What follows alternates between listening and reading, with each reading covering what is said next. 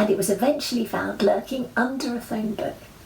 And thank goodness they found it too, because aside from being an uplifting Act 1 song, There's No Business Like Show Business went on to take its eventual place as one of the most enduring songs in the history of American musical theatre and a recognised standard of the Great American Songbook. Just talking musicals with you. Hello, I'm Lesley Ann Knight and welcome to Just Talking Musicals and part 2 of our behind the scenes look at the iconic Broadway musical Annie Get Your Gun from 1946. In the last episode, we got to the moment where Dorothy and Herbert Fields had written the libretto for this new musical about legendary sharpshooter Annie Oakley, who'd been the star of Buffalo Bill's Wild West show. The leading lady, Ethel Merman, was waiting in the wings to play the celebrated heroine. The investors had their checkbooks at the ready, but they just tragically lost their composer, Jerome Kern. Kern had finally returned to Broadway from Hollywood, where he'd been working in film during the 1930s, and Oscar Hammerstein II, now theatrical producer with Richard Rodgers, had been keen to lure his old writing partner back to work with him on Broadway on a revival of their successful 1927 musical Showboat, and to sign him up to work on the new show about Annie Oakley. But, unbelievably, Kern, on his return to New York, had tragically collapsed from a massive stroke while he was out walking on Park Avenue one day, and died less than a week later at the age of 60, with his faithful friend Oscar Hammerstein sitting right by him. Both Rodgers and Hammerstein knew that even if they were free to start writing it themselves, their writing style didn't really fit the bill for this show. But one after another, Rodgers, Hammerstein and Dorothy and Herbert Fields all agreed that there was someone who could unquestionably hit the mark, and his name was Irving Berlin. Irving Berlin and his family had arrived in New York in September 1893, part of a wave of 1.5 million Jewish migrants who arrived in search of a new life between 1881 and 1914. And the family took up residence in a dank and crowded Lower East Side tenement at 330 Cherry Street in New York. His name then was Israel Berlin, and he was 5 years old. His father Moses was married to Lena and they had 6 children. Moses had been a cantor in the Orthodox synagogue in their hometown, and their youngest child was Israel. They had fled from their home in Mohilev, victims of the Russian pogroms of the late 19th century. In later life, Israel, who changed his name to Irving when his first music publisher misspelt his name, was later to describe the most vivid memory of his former home, and I'll be honest, it stayed vivid with me ever since the day I read it. According to his biographer Lawrence Bergreen, Berlin admitted to no memories of his first 5 years in Russia except for one. He was lying on a blanket by the side of a road, watching his house burn to the ground. By daylight, the house was ashes, and his father, Moses Berlin, bundled up his family and they joined the exodus of Jews from Russia.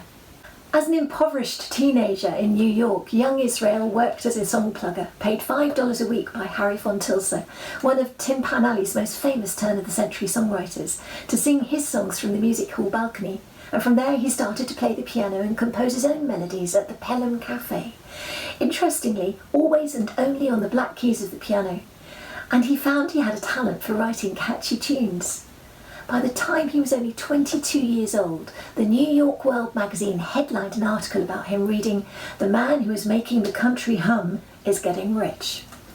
Irving Berlin became a legend in his own lifetime, and by 1946 he had contributed to no less than 16 stage shows and 13 film scores, working with internationally acclaimed stars such as the Marx Brothers, Al Jolson, Rudy Vallee and Fred Astaire and Ginger Rogers.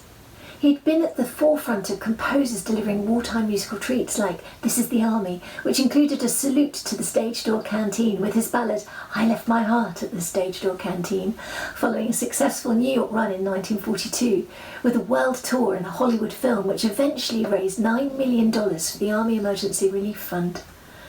But the prospect of collaborating on this new musical comedy about Annie Oakley with Rodgers and Hammerstein producing, who had, let's face it, originally chosen Jerome Kern as their number one choice, made Irving Berlin a little reticent at first as to whether he should do it.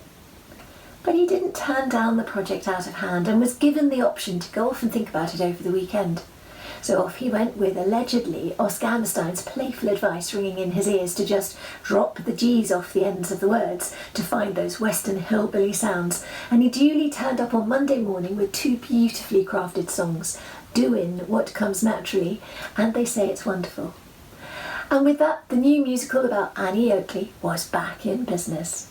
Written in less than 3 months, the songs came easily to Irving Berlin, 19 of them in total, all new, and at least 6 of them destined to become hits in their own right. With the first 2 written on that first weekend, the others followed naturally. You Can't Get a Man with a Gun, My Defences Are Down, The Girl That I Married, They Say It's Wonderful, and Anything You Can Do, which was written by Berlin on his way back from a production meeting in the back of a taxi just a few days before rehearsals were due to start. And of course there was another song, a real anthem, designed for a scene change and to be sung by Buffalo Bill and his cohorts to entice the young sharpshooter Annie to join them, and it was called There's No Business Like Show Business. But after playing it through to the team one day, Berlin decided to drop it from the song list. He always watched people's faces really carefully when they were listening to his songs, and as he studied Richard Rodgers' expression that day, he decided it must surely be a non-starter. And this was hot on the heels of his secretary, Minna Granat, having given the lyrics the thumbs down when she was in the middle of typing them, which was surely quite enough for any composer. According to his biographer, when he dictated the lyrics, she declared, "You call that a song, Mr. Berlin? This isn't a song, this is a nothing." He apparently stuck up for his song and told her it would likely become one of his biggest hits.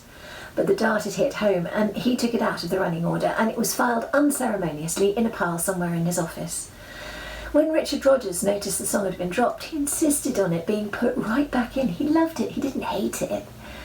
Minna Granat and Irving then had to search the office for the song, which had been thrown in an unremembered pile, and it was eventually found lurking under a phone book. And thank goodness they found it too, because aside from being an uplifting Act 1 song, There's No Business Like Show Business went on to take its eventual place as one of the most enduring songs in the history of American musical theatre and a recognised standard of the great American songbook. Right, that's it for this episode. Coming up, the story of how the team had to dodge just a few more bullets before this show made its seamless way into the history books. I'm Lesley Ann Knight. You can find Just Talking Musicals on Facebook and Instagram, and we're lurking on Twitter as well. Oh yes, and as ever, we'd love it if you press subscribe. There's nothing to pay, but it means you get sent a message when we post a new episode. See you here again very soon for part 3 of our Annie Get Your Gun story on Just Talking Musicals. Just talking musicals, musicals with you.